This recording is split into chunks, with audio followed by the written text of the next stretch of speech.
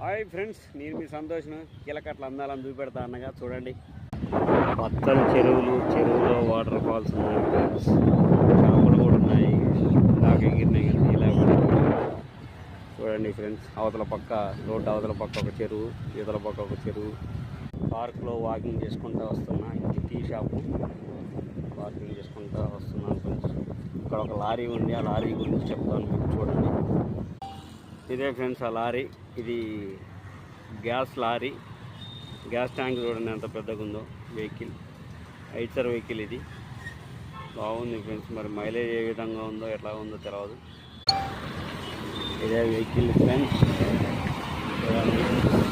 వస్తుంది ఐచర్ అనుకున్నా కానీ ఐచర్ కాదు, ఇది గ్యాస్ ట్యాంక్.